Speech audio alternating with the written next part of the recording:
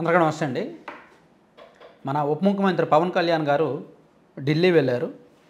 ఢిల్లీలో నిన్న యాక్చువల్లీ ఆయన టూరిజం ప్రాజెక్టులకు సంబంధించి ఆ మంత్రులతోనూ అధికారులతోనూ రివ్యూ చేసి ఈరోజు ఢిల్లీ వెళ్ళి కేంద్ర మంత్రులను కలిశారు. సిఆర్ పాటిల్ గారిని అండ్ గజేంద్ర సింగ్ షెకావత్ గారిని, వాళ్ళిద్దరిని కూడా కలిశారు. కలిసి ఆంధ్రప్రదేశ్ రాష్ట్రంలో ఈ పర్యాటక ప్రాజెక్టుల మీద రకరకాల అంశాలను చర్చించారు. ఈ చర్చించి బయటకు వచ్చే సందర్భంలో అంటే టూరిజం ప్రాజెక్టులు, పర్యాటక వర్సిటీ వంటి 7 అంశాల మీద మాట్లాడారు. వీటికి ఆయన సానుకూలంగా స్పందించారని చెప్పారు. ఆ తర్వాత సిఆర్ పాటిల్ గారితో సమావేశమయ్యారనమాట. సో ఆ తర్వాత ఆయన బయటకు వచ్చినప్పుడు అతన్ని మీడియా కలిసి కొన్ని ప్రశ్నలు అడిగినప్పుడు ఆయన కొన్ని విషయాల్లో ఆచితూచి స్పందించారు. జగన్మోహన్ రెడ్డి గారికి అదానీ గారు లంచం ఇచ్చి విద్యుత్ ప్రాజెక్టులు దక్కించుకున్నారు కదా, దీని మీద మీ ప్రభుత్వం ఏం చేయబోతుంది అంటే, ఇది చంద్రబాబు గారితో మాట్లాడాలి, సీఎం గారితో చర్చించి తీసుకోవాల్సిన నిర్ణయం, నేను ఆయనతో మాట్లాడతాను అని చెప్పారు. అలాగే రాష్ట్రంలో శాంతి భద్రతల అంశం మీద ఏం చేస్తున్నారు అన్నప్పుడేమో హోంశాఖ శాంతి భద్రతలు తన పరిధిలో లేవు,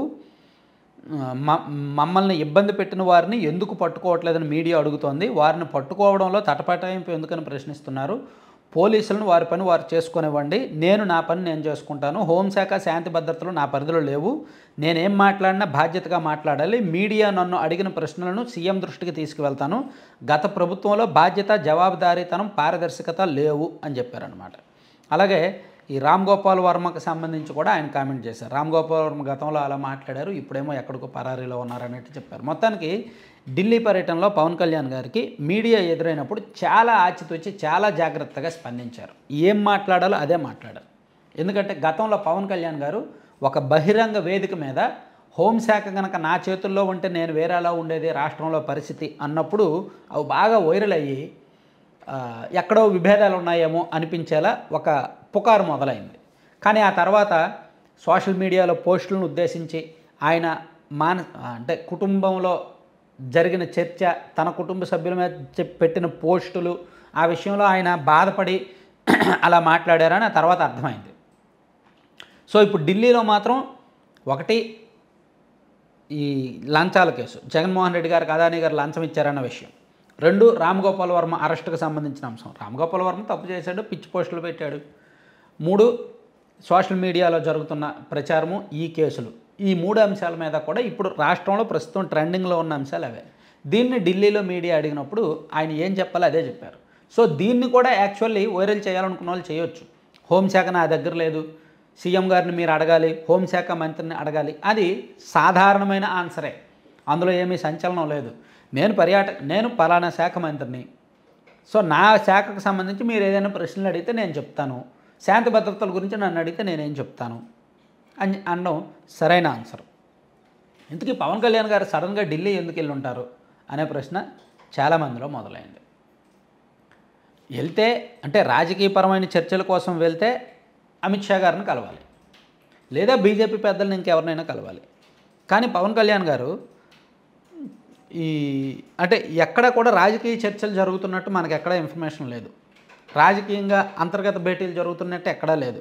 నిన్న ఆయన పర్యాటక ప్రాజెక్టుల మీద సమీక్ష చేశారు. ఒక 3 మంత్రులు ప్లస్ అధికారులతో రివ్యూ చేశారు టూరిజం డెవలప్మెంట్కి సంబంధించి. ఈరోజు ఆయన ఢిల్లీ వెళ్ళి సంబంధిత కేంద్ర మంత్రులను కలిసి మన రాష్ట్రానికి రావాల్సిన అంశాలను మాట్లాడి వచ్చారు. సో పవన్ కళ్యాణ్ గారు రేపు కూడా ఢిల్లీలో ఉంటారు. రేపు ప్రధానమంత్రి నరేంద్ర మోదీ గారితో భేటీ అయ్యే అవకాశాలు ఉన్నాయి. ఈరోజు వరుసగా 4 కేంద్ర మంత్రులను కలిసి, వీలైతే ఇంకొక 2 కేంద్ర మంత్రులను కూడా కలిసి రకరకాల అంశాల మీద చర్చించి రేపు ప్రధానమంత్రి నరేంద్ర మోదీ గారితో మాట్లాడి అక్కడ నుంచి తిరుగు ప్రయాణం అవుతారు. సో ఈయన అంటే ఇప్పుడు మహారాష్ట్ర ఎన్నికల ప్రచారంలో పవన్ కళ్యాణ్ గారు పాల్గొనడం, ఆయన ప్రభావం బాగా కనిపించడం, ఆయన ప్రచారం చేసిన చోట బీజేపీ ఎన్డీఏ అభ్యర్థులు గెలవడం, సో ఆ తర్వాత ఆ 3 రోజుల వ్యవధిలోనే పవన్ కళ్యాణ్ గారికి ఢిల్లీ నుంచి పిలుపు రావడం, ఆయన వెళ్ళడం, రకరకాల కేంద్ర మంత్రులతో భేటీ అవ్వడం, ఇవంతా కూడా ఒక అంటే సంథింగ్ ఏదో జరుగుతోంది అనిపిస్తుంది. యాక్చువల్లీ దీనిలో రాజకీయపరమైన డిస్కషన్స్ అయితే ఏమీ లేవు. కేవలం రాష్ట్రానికి సంబంధించిన కొన్ని అంశాలు. పవన్ కళ్యాణ్ గారికి బీజేపీ పెద్దలు ప్రయారిటీ ఇస్తున్నారు. పవన్ కళ్యాణ్ గారికి సంబంధించి ఎటువంటి విజ్ఞప్తులు వచ్చినా, ఏ ఫైల్స్ వచ్చినా, సెంట్రల్ లెవెల్లో ఏం జరగాలన్నా సరే వెంటనే క్లియరెన్స్ ఇచ్చేయాలి అని చెప్పి ఆల్రెడీ సెంట్రల్ మినిస్టర్స్కి ఒక ఇన్స్ట్రక్షన్స్ అయితే ఉన్నాయంట. కాబట్టి ఆ చొరవని ఉపయోగించుకొని తను సాధ్యమైనంతగా ఎక్కువ ప్రాజెక్టులు, ఇప్పుడు తాను ప్రాతినిధ్యం వహిస్తున్న జిల్లాతో పాటు ఆ సమీపంలో ఏమైనా కొత్త ప్రాజెక్టులు వచ్చేలాగా పవన్ కళ్యాణ్ గారు కొన్ని ప్రయత్నాలు అయితే చేస్తున్నారు. యాక్చువల్లీ పొలిటికల్ డిస్కషన్ అయితే మాత్రం ఖచ్చితంగా ఆయన అమిత్ షా గారిని కలిసేవారు. గతంలో ఆయన ఒక నెల రోజుల కింద ఢిల్లీ వెళ్ళినప్పుడు అమిత్ షా గారిని కలిశారు. కానీ ఇప్పుడు అమిత్ షా గారిని అయితే ప్రస్తుతం ఉన్న సమాచారం ప్రకారం ఆయన అమిత్ షా గారిని కలవట్ల.